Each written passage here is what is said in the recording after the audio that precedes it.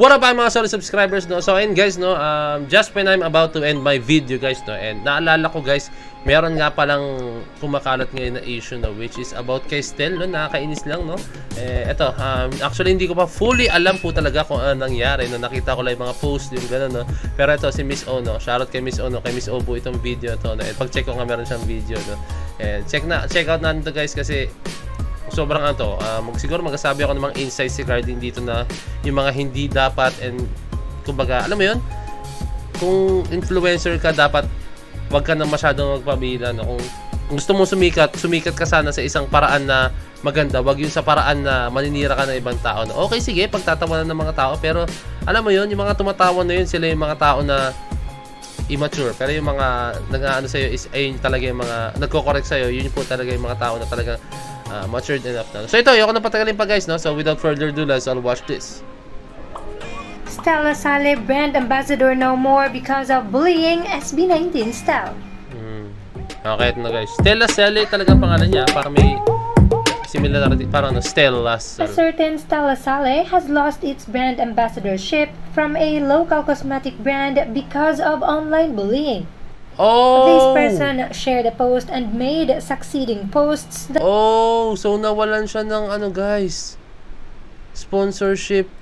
Damn. of online bullying from a local Sale has lost its brand ambassadorship from a local cosmetic Brand brand ambassador pa pala siya guys, which is mas mabigat, no? Hindi lang siya to the point na ni-sponsoran siya ng mga gano'n. Talagang brand ambassador siya guys, no? Damn. Kaya mahirap talaga pumili ng isang brand ambassador or magiging modelo ng brand nyo. Kailangan talaga pinag-iisipan nyo maigi, no? So yan lang, sinayin nyo yung opportunity, yun lang, nakakainayin, sinayin nyo yung opportunity. Ako gusto ko rin maging brand ambassador ng isang brand, no? Pero alam mo yun, pangarap na lang yun, let's go. Hindi, pero hindi na lang, no? Pero sinayang niya guys. Damn, ayun na eh. because of online bullying. This person shared a post and made succeeding Pero totoo naman talaga, di ba pangit siya, natakot lang kayo magsalita. Damn.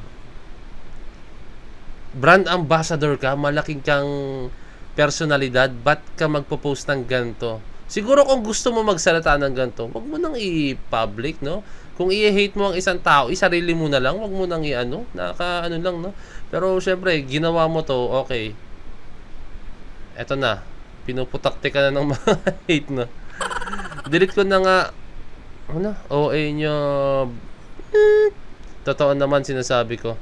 Damn, totoo ba sinasabi mo? Bakit hindi mo kilala si Stel, guys, no? Bakit hindi niya kilala si Stel, oh? Si Stel, nakakagrupo ko na si Stel before, no? Way back before, guys, no? As in, sa mga hindi nakakalam dyan, nakagrupo ko si Stel sa STI, no? Naging kagrupo kami for almost 2 years, guys, no?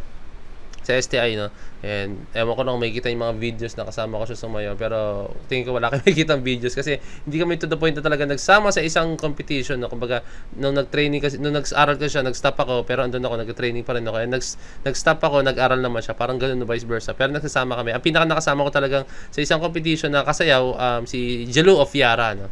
And ayun, kaya ayun lang, nakakainayin lang. Pero lagi kayo magkasama nito kasi pag dancer ka dun sa STI, hindi pwedeng, hindi naman sa required, pero kailangan nandun lagi yung presence mo para sumuporta, tumulong, and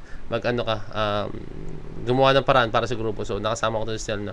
And si Stel, guys, iba talaga yung dating niya, guys, yung aura niya as in, no? Okay, so kung ewan ko anong pinaprovoke na itong abnormal na to. Pero I mean, pinaprovoke ko anong pinapoint out na itong abnormal na to, pero hindi niya kilala si Stel. Kung makapagsasabi siya ng ganito, I think hindi niya kilala si Stel. Yun lang naman yun eh. Hindi niyo kilala isang taon, manlalait kayo, immature kayo, yun lang yun. in posts that are clearly meant to shame, embarrass, and bully SB19 style. And now, the owner of the local brand Okay, basahin natin guys. Having faced public scrutiny from my appearance, I have always championed, medyo malalim na words to guys, no? Hindi ako ganun kagaling pagka sa English. Self-love and empowerment. These values are core to our beauty brands. Due to recent events with one of our ambassadors, takes a firm stance against bullying and shaming, and we are disengaging from Stella. Bang! Damn! Damn! Grabe! Iyak ka ngayon, Stella. As brands that have embraced inclusivity since day one. Colorate and fresh formula believe in celebrating everyone's beauty in always, no? So, ayun guys, no? Gusto ko yung ginawa nila step, no? Kumbaga, sila hindi lang nila ine-empower or ine-endorse yung pagiging beauty in the outside, no? Pero beauty in the inside din, guys, no? Yung ugali, yung kung paano may trato ang isang tao, no? Which is, ayaw nila ng gano'n, no? Okay, sige, maporma ka, nilalagay mo yung mga beauty products namin sa mukha mo or kung saan man, no? Pero kung yung loob mo naman is hindi maganda yung ugali mo or what, no? I think hindi ka karapat dapat para maging isang brand ambassador, no? Kasi alam mo yun, kasi pag nanira ka ng isang tao, ang unang tatanungin ng mga tao dyan, uy, saan ba yan? Sino ba yung tao yan? Pag di mo kailangan isang tao, actually, hindi ko kailangan si Stella, eh. Kumaga, saan ba yung Stella na yan? Siyempre, sasabihin niya, ano yan? Brand ambassador yan ng product ng company na ganito, no? So, ganyan yan, no? Pag nakilala mo ang isang tao or pag may gusto mo tanungin, ang nirepresent mo talaga is yung product na yun or yung, excuse me, naduwala ko, gutom na yata, no? Yung company na yan, no? So, pwede rin, pag si Stella, alamin din niya, syempre, nakalagay sa profile mo, ay, ano ba yan? Brand ambassador pala siya ng company na to. Ayoko na bumili dito, no? Maapektuhan yung company dahil sa pinagagawa niya. So, good move. A very good move. Smart move. Let's go.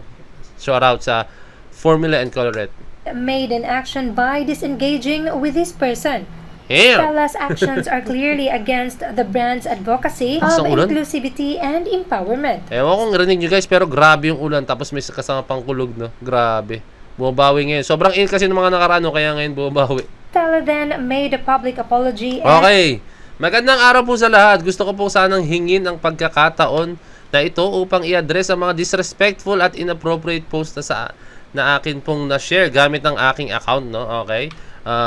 Unang-una po sa lahat, gusto ko pong humingi ng unang pumanhin direkta mismo kay Stel ng SB19 at sa mga taong nasaktan ko dahil sa aking mga pahayag.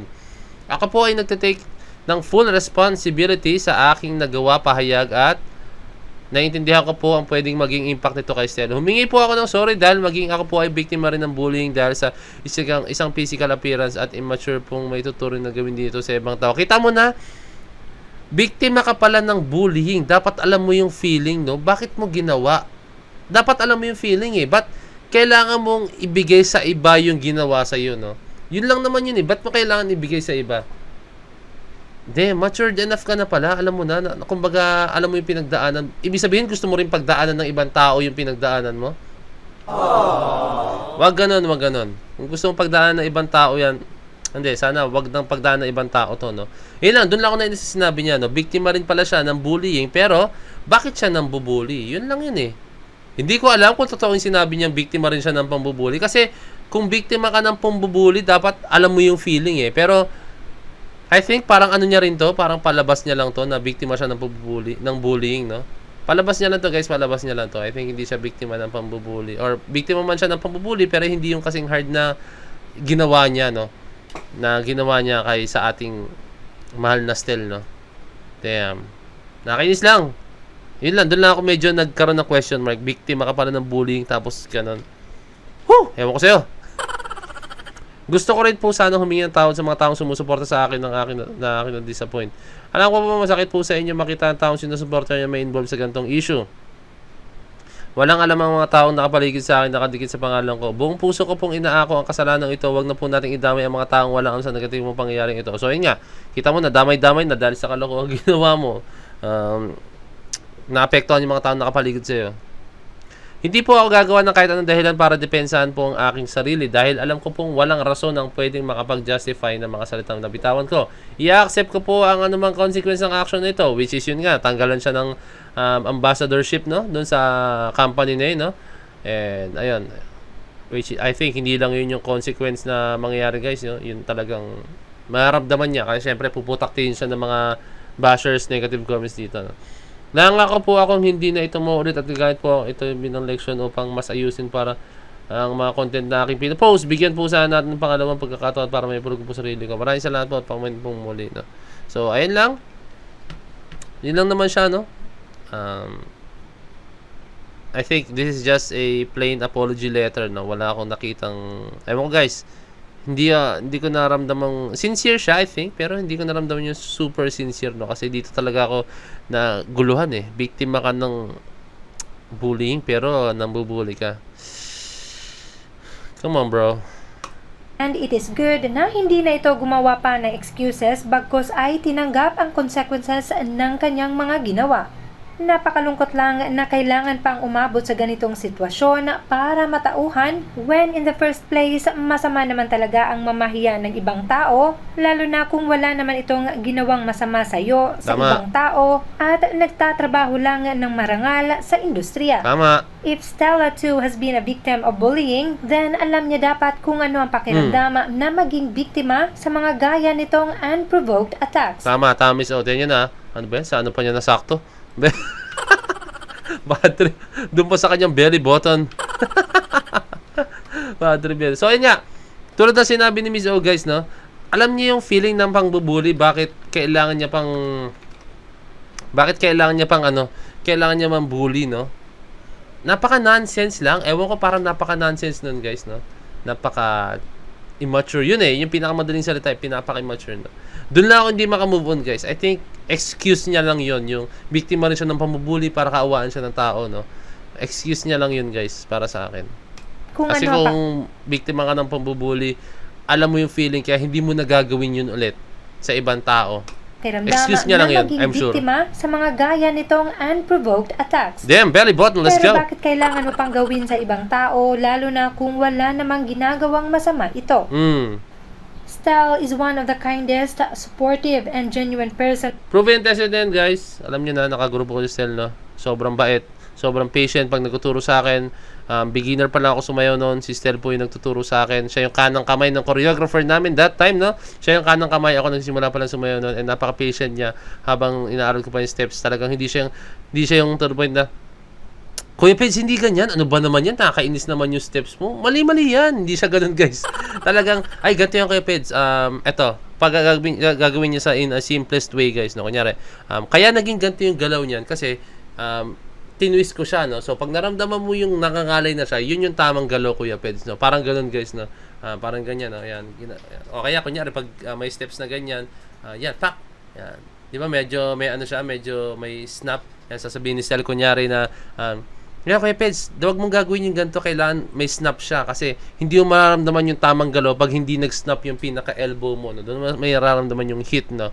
Parang in detail niya talaga sinasabi, guys, para maintindihan mo as beginner. Kasi may ibang choreographer na ang bilis nila magturo, no? As in, hindi nila hinahayaan na lang nila yung sumunod sa yung mga tutura. Pero still, napaka-detalyado magturo. Ang galing. Sobra. In the industry, mabait, maalaga, at laging pinapatawa ang kanyang mga kasama. At yan ay dahil naranasan niya kung paano ang masaktan, malungkot dahil sa pambubuli at pang-aatake ng mga tao sa kanya. Yes! He knows the feeling of being a victim of bullying at ayaw niyang maranasan din yan ng iba. Kaya be a Stell in the world full of Stella. Okay. So, yun na siya, guys, no? So, ang masabi ko dun, guys, is, tingin nyo na-apektuhan ba si Stell? For me, hindi na-apektuhan si Stell na. I think di siya na-apektuhan. I think siguro, medyo, napagano siya, na parang, may mga ganito parang tao, no? Pero, matatag ang ating Stell, guys. Hindi nyo matitibag yan, no? Kaya, sa mga tao dyan ang babash kay Stell, hindi nyo matitibag yan. Alam nyo naman, no? Since nung nagsisimula pa lang sila, merong abnormal na reporter po, guys, na nag-bash sa kanila. Ba't ganyan yung suot nyo? Hindi ba ano yan? Lahat ba kayo straight? Di ba may sinabing gano'n, no? Naalala ko naman yun, naka-bad trip. Ang sarap. Ang sarap. Pag nakita ng reporter na yun, ano ko is right, left jab, right hook, tapos left uppercut. Yun, no? Pang, pang, pang. Ayun lang naman, guys, na kumbaga matatag yan si Stell. Dumana siya sa ganyang hardships, pero I think hindi siya matitibag na, guys. Hindi na matitibag po si Stell, maniwala kayo sa akin. Actually, hindi lang siya buong SB19, hindi mo matitibag yan kahit anong pambabash na gawin nyo. Wag naman po sana yung mga pambabash na alam niyo super below the belt na ayoko na magbanggit kasi medyo malala, kumbaga napaka-devilish, no? Basta I think wala namang gagawa sa ating Mahalima kasi napakabait po ng ating Mahalima, lahat sila. Kaya ayun. So yun lang guys, no? Kung meron kas para ka nag-double message nyo ako sa Facebook page ng Point of Peace, signing out. Peace, legit!